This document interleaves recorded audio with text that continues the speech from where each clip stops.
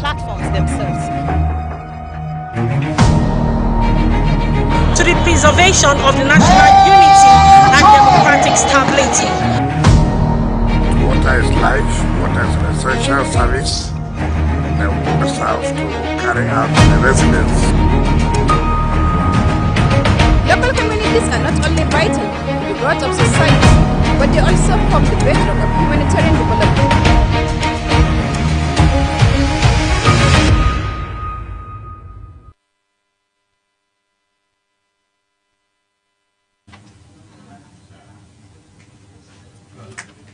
Hello to this edition of The Reporter. The Reporter is a news and current affairs program that goes beyond headlines, bringing reporters from the field to give first-hand accounts and in-depth analysis of unfolding issues. It combines studio presentation with field correspondents, perspectives, ensuring balanced, credible, and comprehensive story. Welcome. Let's start with some state assembly issues. The Benue State House of Assembly, in a dramatic turn under its new Speaker Alfred Beja, has suspended former Speaker Hyacinth Dajo for 6 months over allegations of plotting to impeach Governor Hyacinth earlier.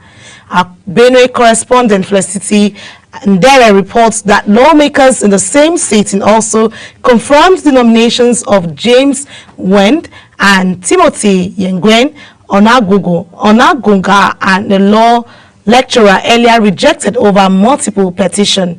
Now let's take her report.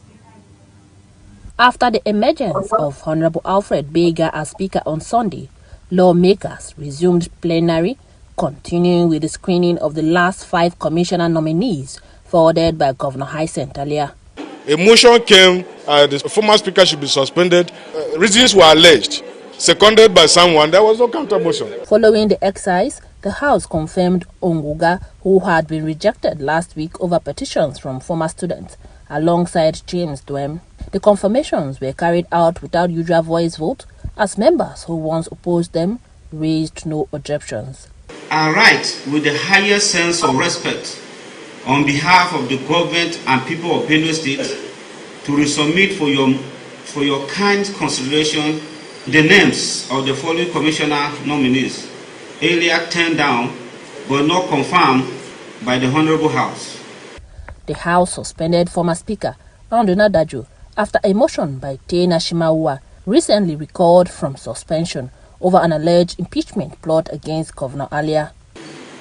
Informed that on Thursday, 21st August 2025, Right Honorable Hyacinth Dajo, the then Speaker of the House, called the honorable members to a meeting and thereafter used their attendance sign during the meeting to initiate impeachment against His Excellency the Governor of Benue State, Governor Hyacinth Dajo.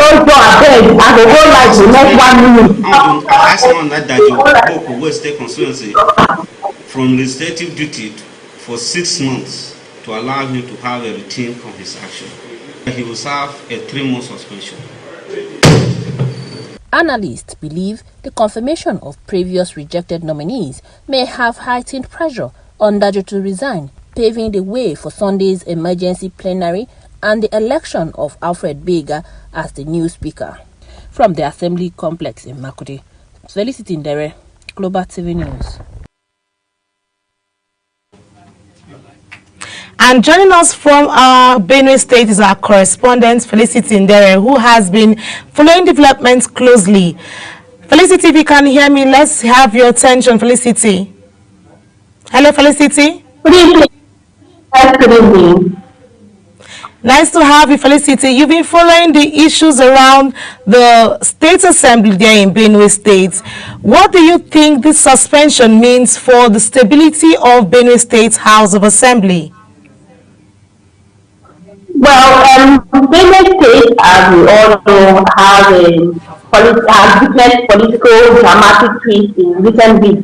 Some speakers recently, Dajo, that has resigned, and then the emergence of Alfred Bega as the new Speaker of the State Assembly.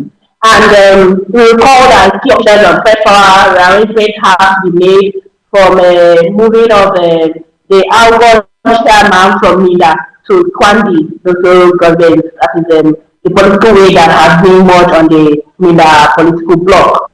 The stability that they said so far, it is only the House and in the party or the, let's say, APC that can actually attest to that, because you witness what has been happening in recent time in the 10th Assembly, that Benue State is the only state that has suspended 23 members out of 32 members so far from the 10th Assembly. 22 members were suspended under the leadership of the Aruna Daju, which is now the former speaker. And then the new speaker, his first sitting, has witnessed a suspension of the former speaker, which is Aruna Daju, on the alleged that he was trying to impeach Governor Hyten earlier.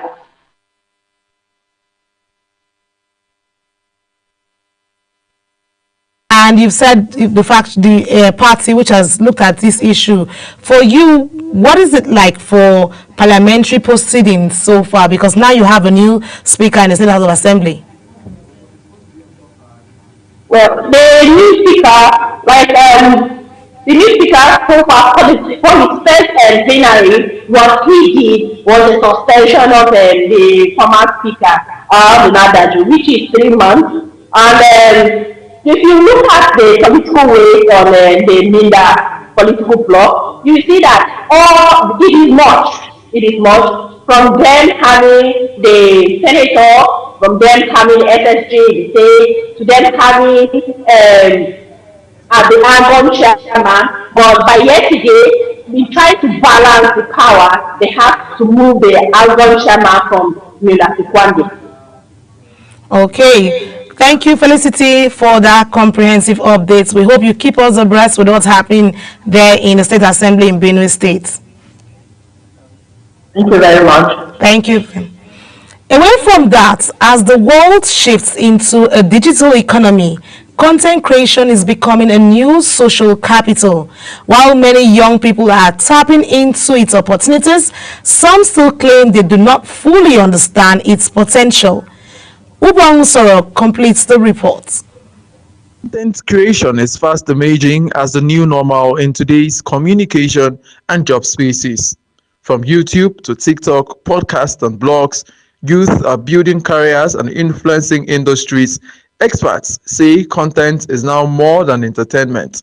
It has become a tool for empowerment and economic participation. Because youths are seeing content creation as something that is new business. Content is helping youth create jobs for themselves, even in spaces where traditional employment is shrinking. It is no longer just about likes and views. Content is the new social capital. About a large percentage of individuals now are on their devices, their gadgets, right? So we need to accept the fact that content creation is here and here to stay. I don't think it is so. With content shaping marketing, advertising, education, and entertainment, stakeholders agree it is gradually redefining the job market.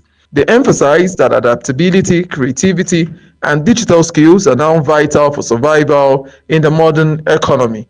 Ubong Soro for Global Television. And joining us from Abuja is our correspondent Ubong Soro, who has been following developments closely on content creation being the new economy for young people. Ubong, if you're there, how are you doing? Ubong? I'm fine. Very good evening to you. I'm fine. Nice to have you on the program, The Reporter. Ubong, you've been following the trend of content creation for young people and even the elderly and couples who have gone into content creation as the new opportunity for people. Let's get to understand, how do you see content creation as a hobby or a career opportunity or just a social engagement, and why is that?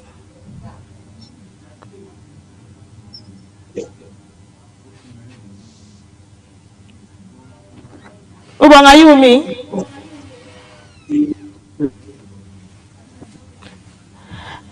Ubong, if you were with me, I asked, how do you see this content creation? Is it as a hobby or a career opportunity for young people and couples or families who have been engaged in this content creation? At the election stage, so it's actually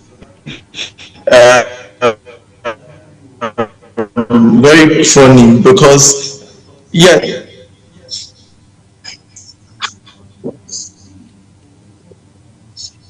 I think. Okay. Ubang, while we're trying to get across to you, we think we have some technical glitches there. Let's just move on quickly and we'll come back to you and see if we can take that story.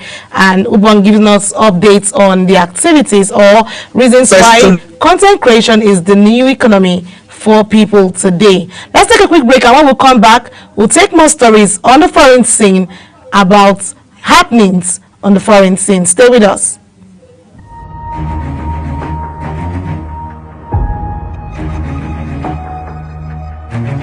Be mindful of how we use social media. It's not just about the platforms themselves. To the preservation of the national unity and democratic stability.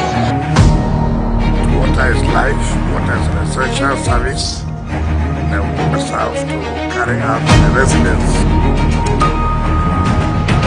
Local communities are not only vital to the growth of society, but they also form the bedrock of humanitarian development.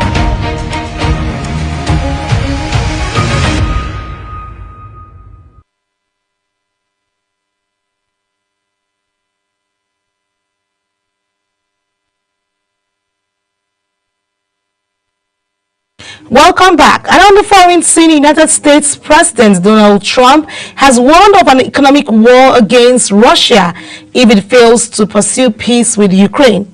Trump made this strong remark during a White House cabinet meeting. Our correspondent Mukhtar Qasim reports on what this could mean for global diplomacy. In Washington, President Donald Trump used the cabinet meeting to issue a stark warning to Moscow, hinging the future of peace on economic pressure. Trump said he prefers this path and warned of serious consequences if Russian President Vladimir Putin doesn't agree to a ceasefire. Though he acknowledged Ukrainian President Volodymyr Zelensky is not exactly innocent either, he said the goal is to force both leaders into direct negotiations. I'd like it to stop. I want to get it to stop. And it will not be a world war, but it will be an economic war. And an economic war is going to be bad. And it's going to be bad for Russia, and I don't want that. Now, I have to also see, because not everybody, Zelensky is not exactly innocent either. Trump's comments come as diplomatic efforts progress with no breakthrough yet, raising international concern over the escalation of economic penalties. The White House says discussions on additional sanctions are ongoing. Mukhtar Qasim, reporting for Global Television News.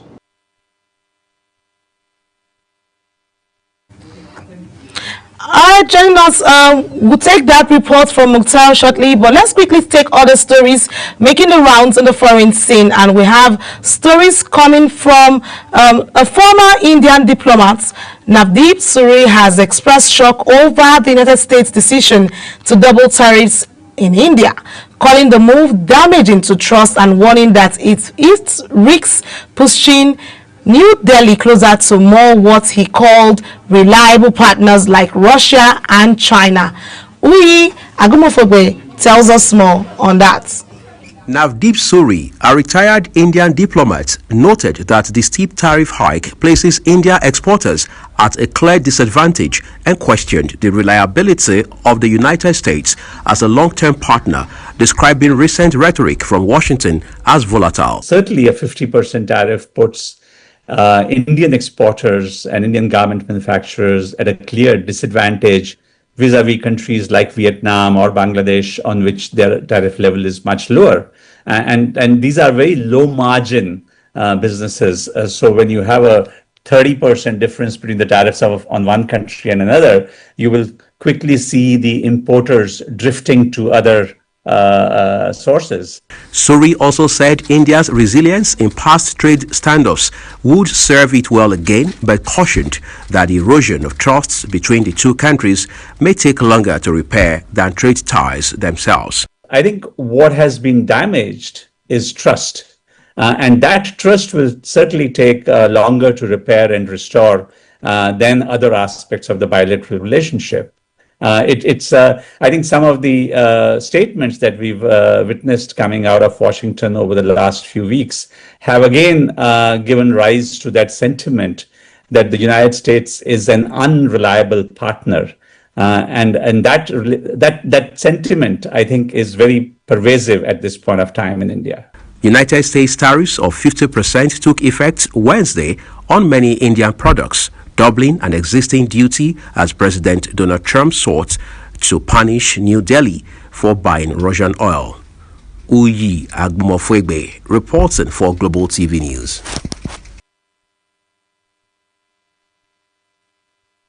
And joining us is our senior foreign affairs correspondent Uyi Agumofwegbe, who's been monitoring the updates from India. Uyi, if you're there, how you doing? Good to be joining you tonight on the reporter Aniyeche. Thank you for having me on. All right, Uyi, do you think the U.S. decision to double tariffs on India will strain their relationship and push New Delhi closer to Russia and China?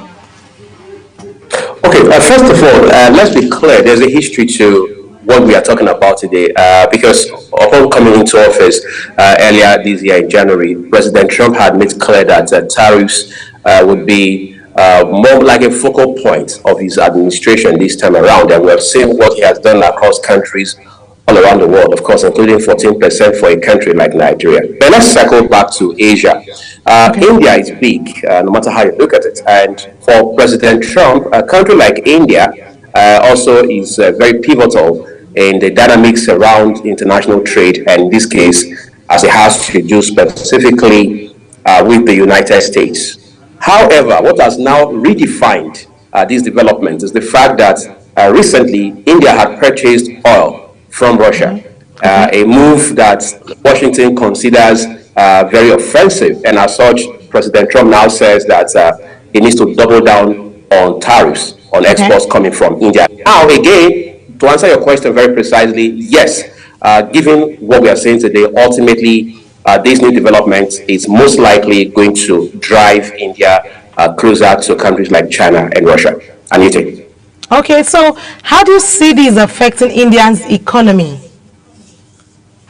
All right, let's talk about affecting the economy. Like I mentioned, India is big, and again, these are defining moments for countries around the world, especially for economies that are upward and forward, for want of better words. I mean, no matter how you look at it, in the final analysis as it stands today, the Prime Minister, Narendra Modi, had said a few weeks ago that, look, going forward, India will not stand idling by while a country like the US, for example, rides roughshod over it. What that also means is that India will take advantage of all of its competitive, if you like, elements to ensure that it fights or competes favorably as far as this is concerned. Already we are seeing the handwriting on the wall. India is aligning with China and of course with Russia at this point in time. And that again will reshape this development that we're all seeing today. So it is going to, at some point,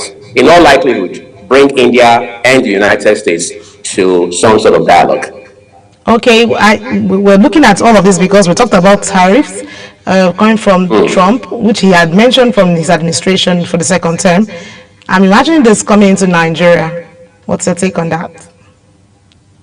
Okay, well, that's where it gets really interesting. The question is, how much of a powerhouse is Nigeria, economically speaking, relative to India, all right?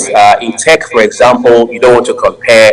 If you look at volume of trade between India and the United States on the one hand, and Nigeria and the United States on the other hand, of course, the disparity is almost like night and day with due respect. So In the international system, no sentiments, no emotions, no biases. It has to be about what you're bringing to the table, the size of your economy. Of course, in this regard, we're talking about your GDP, that's your gross domestic product, and things like that. So look at what India is doing beyond Asia and across the world. Look at what Nigeria is doing in Africa and around the world. That will give you a very profound insight as to how much more work Nigeria has to do to begin to compete favorably in the Committee of Nations. And finally, tonight, Aniete, Nigeria is working hard to build a $1 trillion economy by 2030. That is just about 5 years away. So now we're hearing that we must do 22% growth every year for the next 5-6 years to attain that goal. In the meantime, we're doing 3.4%. So the question is, can we really, given all these dynamics, still ask ourselves what the implication will be if you were to cycle back to Nigeria? Of course, your guess is as good as mine. Aniete. Thank you so much, Uyi, for having a detailed breakdown of that. Thank you so much. My pleasure. All right, let's quickly take you back to the United States, Donald Trump, who had warned on an economic war against Russia if it fails to pursue peace with Ukraine. Remember, Trump made this strong remark during a White House cabinet meeting, and our correspondent, Mukhtar Qasim, is now on set and ready to speak to us on how this is going to work out in terms of global diplomacy. Mukhtar, how are you doing? A very big good evening to you, Anita. I'm doing very fine. How are you doing today? I'm doing great. It's good to have you. Let's quickly look at this. President Trump is threatening an economic war against Russia if it does not pursue peace with Ukraine. Do you think economic sanctions are an effective way to pursue countries towards peace? Well, first of all, the war, as we know, has been lagging for a bit of time, a couple of years or more. So now this dimension is, Trump has said they've been on the war field for this number of years and it has not brought any positive results. So he wants to move away from military strategy to economic warfare, and we all know that sanctions have had effect in other wars. So in this particular war, with the Russian economy in its own turbulence, the sanctions might further weaken the economy and maybe force the president of Russia, which is Vladimir Putin, to come to the negotiation table. But analysts are saying it depends on the perspective that the war is and the sanctions will take. But by and large, it might eventually force the president of Russia to come to the negotiation table. So you might have a positive effect in ending the war. Okay, so you're saying this is the best way to go for this? Yes, it might be the best way, because we all know that every country, the economy is the substructure upon which every other structure lies upon. The military, the political, and all other sectors rely on the economy. So if Russia sees that these sanctions are going to cripple its economy, it might be forced to shift ground and come to the negotiation table and make sure that the war, which has lingered for far too long, comes to an end, basically. All right, thank you so much, Mukhtar Qasim, for bringing us up to speed with that. We look forward to more It is my pleasure. conversation. All right, and that's the much we can take around stories happening around the world and here in Nigeria and across Africa. And until we come your way next time on The Reporter, and to you, our viewer, thank you for staying with us on The Reporter on Global Television Channel 365 on DSTV and 276 on Star Times. Don't forget to stay connected. Kindly follow us on all our social media platforms at Global TV NG. Until the next time when we come your way, I am Aniete Patrick. Bye for now.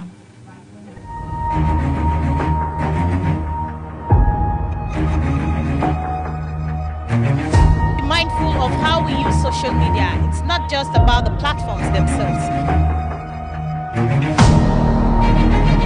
To the preservation of the national unity and democratic stability. Water is life, water is an essential service, and we must have to carry out the residents